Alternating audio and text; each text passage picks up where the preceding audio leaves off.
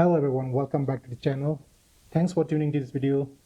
So you think that you're done with your entry level photography gears. After learning the photography for many years, now you have decided to become a professional level photographer. So you need to have certain photography gears to become a professional level photographer. What are the gears you need to have, and what is the amount of investment you need to do for all those photography gears? So let's talk about those photography gears in this video. So let's get started right after this.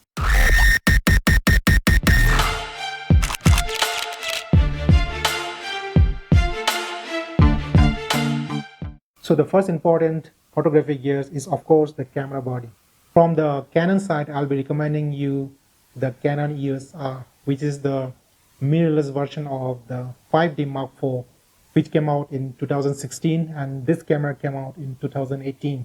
This has a megapixel of about 30.3 megapixels, and it has the dynamic range of about 13.6. Now from the Nikon side, you can go ahead with the Nikon Z6, which is also a mirrorless version. Then that is lighter than the DSLR, as well as it has the dynamic range of about 14.3. From the Sony side, you can go ahead with the Sony a7 III, which is also a mirrorless camera, and that is having the dynamic range of about 14.7. Now in this video, I'll be not talking about the Fuji brand because I don't have much knowledge about this brand. So from the Fuji side, I cannot recommend you any camera model. So I'll be recommending about only these three brands, that is Sony, Nikon, and Canon. So what is the amount of investment you need to have on these camera bodies? You need to have at least 1.3 to 1.4 lakhs in Indian currency to have one of those camera body. Now why I have recommended these camera bodies from the Nikon, Sony, and the Canon side is they are all mirrorless cameras. They are lighter, they are less heavier than the DSLR bodies. They are all full frame camera sensor, and they are having the decent dynamic range, which is all about 13 stops, more than 13 stops. Now the dynamic range of the Canon EOS R is slightly less than those of the Nikon Z6 and that of the Sony a7 III, is because the Sony and Nikon are using the BSI sensors, that is the backside illuminated sensors, and the EOS R is using the CMOS sensors. The BSI sensor is now out in the market, which are the recent advance in technology for the from the camera side.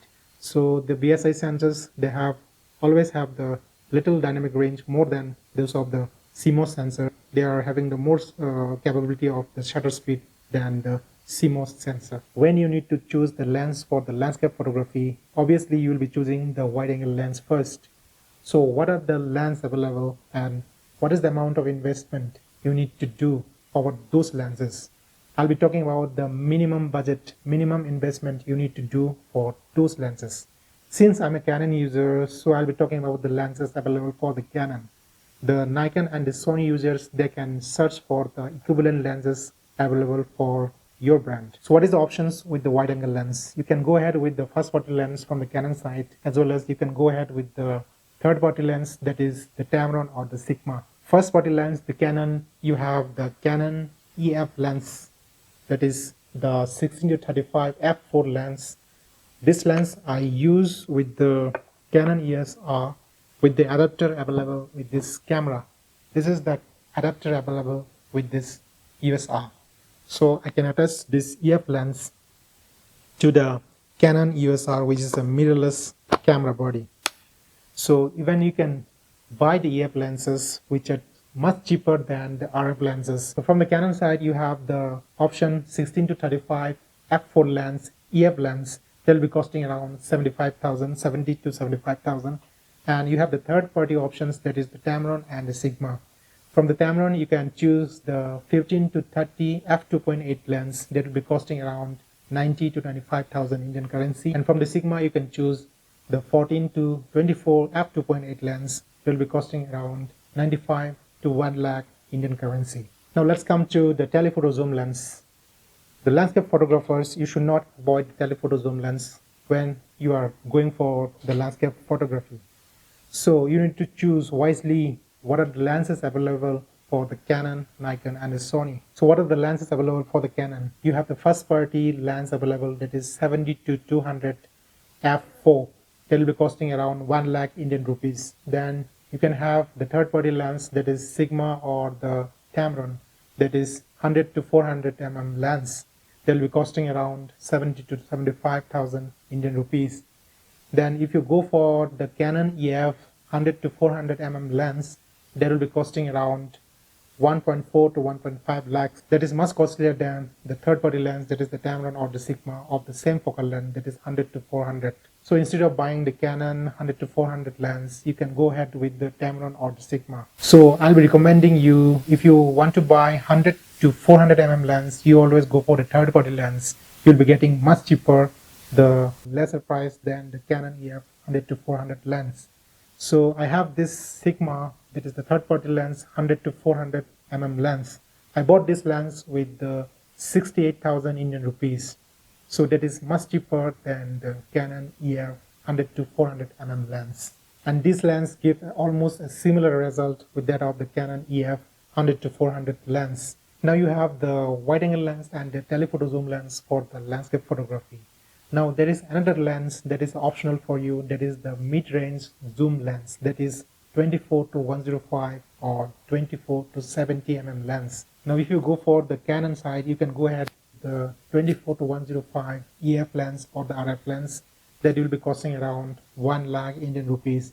And if you go with the Tamron or the Sigma, you can go ahead with almost around 70-75,000 Indian rupees. I forgot to tell one thing about the wide angle lens. When you decided to buy a wide angle lens and you have the interest in the astrophotography, you always buy the f2.8 aperture lens, because you can simultaneously do the astrophotography as well. So another important basic gear is a tripod. So when you buy a tripod, always try to invest on a good tripod. A good aluminum tripod will be costing around 15,000-20,000, whereas a good carbon fiber tripod will be costing around 25,000-30,000. I'll recommend you to buy a carbon fiber tripod instead of the aluminum fiber tripod, because the carbon fiber tripod is much sturdier and much lighter than the aluminum fiber tripod. Now another important gear is the filters. There are two types of filters, the circle filter and the square filters. Now if you go for the square filters, they will be much costlier. They will be costing around 25,000-30,000 Indian rupees.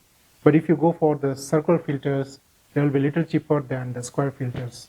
So basically you need two types of filters, that is the polarizer filter and the neutral density filters. So always try to invest on a good filters, because the cheaper filters can cause or degrade the quality of the image.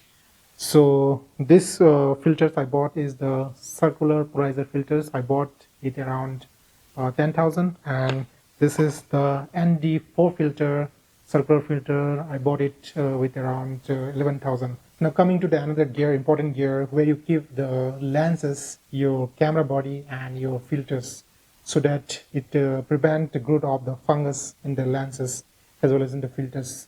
So that is the dry box or the dry cabinet. So you need to invest around 8 to 10,000 on a good dry box or the dry cabinet. Now the last and the final important thing is the editing system. Now many people may use the laptop for the editing, but I would like to recommend you to buy a standard size monitor, that is the 24-inch IPS monitor. Why IPS? Because when you look from the different angle, the color of the image will look similar from the different angle. And the monitor should have the 100% sRGB or the 99% Adobe RGB. That will be costing around 15 to 20,000 Indian rupees. Now the processor you need to have from the AMD or the Intel, what the Photoshop or the Lightroom recommend. And you need to have the SSD card, then you need to have the minimum 8 GB RAM and minimum 4 GB graphics card. So all this combination will be costing around 50 to 60,000 Indian rupees. So along with the monitor, it will be costing around 70 to 75,000 Indian rupees. Now along with the monitor, you need to buy a monitor calibrator. If you're using the calibrator in the monitor, you can find the exact color, what you are editing and what you are getting in the print. So I always recommend you to calibrate your monitor when you edit your image so that it will give you the similar color when you're printing your image. So lastly, to sum up, what are the photographic gears I have recommended and what is the amount of investment you need to do? So for the camera body, you need to invest around 1.3 to 1.4 lakhs. Then for the wide angle lens, you need to invest around 70 to 75,000. Then for the telephoto zoom lens, if you buy the Sigma or the Tamron, you can buy with the 70,000. Then the tripod, a good tripod, that is the carbon fiber tripod, at least you need to spend around 20,000. Then the circular filters, that is the polarizer filter or the ND filters, you need to buy around 10,000 of each. Then you have the dry box or the dry cabinet, you can spend around 8 to 10,000 for those dry box. Then you can have a good camera bag, that is for around 10,000. Then the system for editing, you have the desktop, then you have to spend around 65,000 to 70,000. Then you have the approximate investment you need to do in total is around 4 lakhs. So I hope this video will help you to choose the different gears and what exactly amount of investment you need to do over those gears. I hope you like this video. If you like this video, give a thumbs up and subscribe my channel. So hope to see you again. Till then, bye for now.